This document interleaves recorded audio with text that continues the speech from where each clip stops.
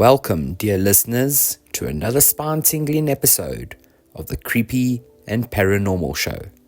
I'm your host, Shane Campbell, and today we're diving into the enigmatic and unsettling mystery known as the missing 411.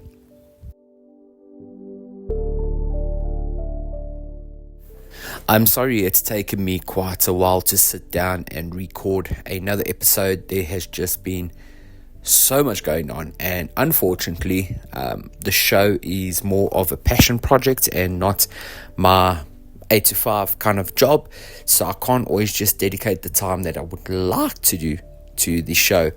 However, does not mean that I have not been following what's happening in the news lately. There is a lot of crazy stuff happening. For example, the professional boxer by the name of Ryan Garcia, who came out and spoke to Andrew Tate yesterday or the day before, basically saying that Bohemian Grove is real and that he was tied down and forced to watch the rape of children.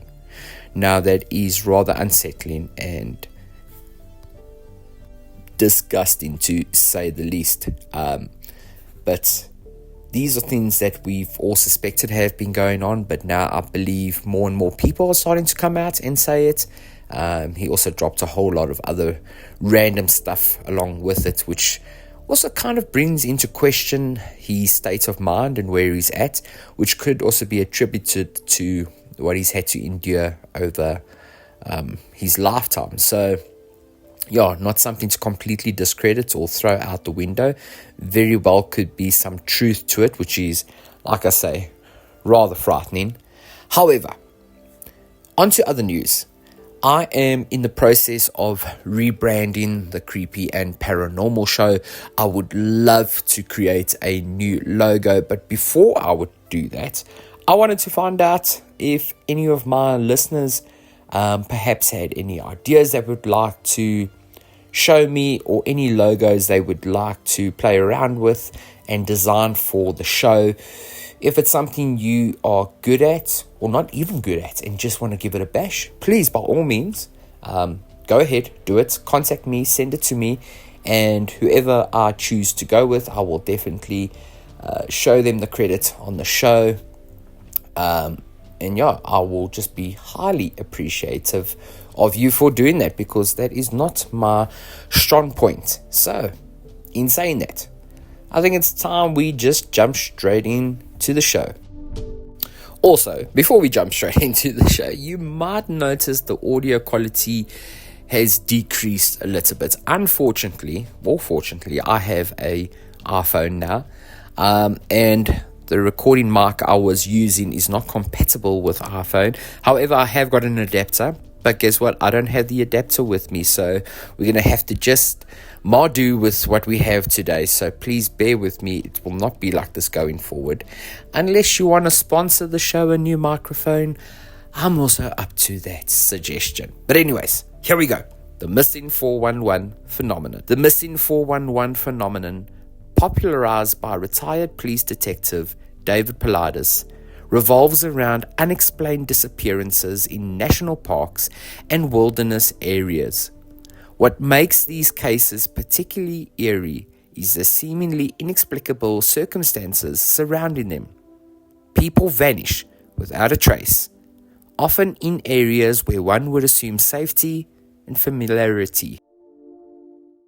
So let's set the stage. Imagine vast, remote forests, majestic mountain ranges, and pristine landscapes. These are the backdrops for countless outdoor adventures, but they've also become the haunting scenes of mysterious disappearances. David Paulides began his investigation after a park ranger casually mentioned the unusual number of missing persons cases in the national parks. The more Paulides dived into these incidents, the more perplexing they became. He compiled his findings in a series of books known as the Missing 411 series. The unsettling part? The victims often defy logical explanations. They include experienced hikers, seasoned outdoorsmen, and even young children who vanish without a trace, leaving search and rescue teams baffled. One of the most chilling aspects of the missing 411 cases is the bizarre commodities. Many victims are found missing clothing or wearing it inside out, and their remains, if ever discovered, are often in areas previously searched multiple times. Some are found miles away from where they were last seen, in terrains seemingly impossible to traverse. As we immerse ourselves in this mystery, it's essential to approach it with a balance of curiosity and sensitivity. Families and loved ones of the missing have endured unimaginable heartbreak, their lives forever altered by the inexplicable nature of these disappearances. Numerous theories attempt to shed light on the missing 411 phenomenon. Some speculate about supernatural forces, while others consider the possibility of cryptids or otherworldly entities. Skeptics, on the other hand, often attribute these cases to natural causes or human involvement. It's crucial to note that while some of these cases may have logical explanations, the sheer volume and peculiarities of the occurrences defy easy answers. The mystery persists, leaving us with more questions than solutions. To unravel this enigma, we reached out to experts in search and rescue, psychology, and even paranormal investigators. And they all have one thing in common: no certainty as to what is going on. One of the most famous cases within the Missing 411 series is the disappearance of Dennis Martin. Dennis Martin went missing on June 14, 1969 in the Great Smoky Mountains National Park, which spans the border between North Carolina and Tennessee. The 6-year-old boy was camping with his family, and during a game of hide and seek, he vanished without a trace. Despite extensive search efforts involving hundreds of people, including the FBI and military personnel, Dennis Martin was never found. The circumstances surrounding his disappearance are particularly mysterious, as there were no signs of a struggle or animal attack, and the search dogs were unable to pick up his scent. Some speculate that Dennis Martin's case, like others in the Missing 411 series, involves unexplained and possibly supernatural elements, but no conclusive evidence has been found to explain his disappearance. Now, as we attempt to untangle the web of mysteries surrounding the Missing 411 cases, it's essential to keep an open mind and consider the possibility that forces beyond our understanding may be at play. One thing I like to go back to every time we talk about Missing 411 or mysterious things happen in the woods is feral people. I covered it greatly in my Drakensberg documentary last year, and if those of you haven't seen, I will actually be going back to the Drakensberg in exactly 3 months' time, and I'm really excited about that. Also a little bit nervous because now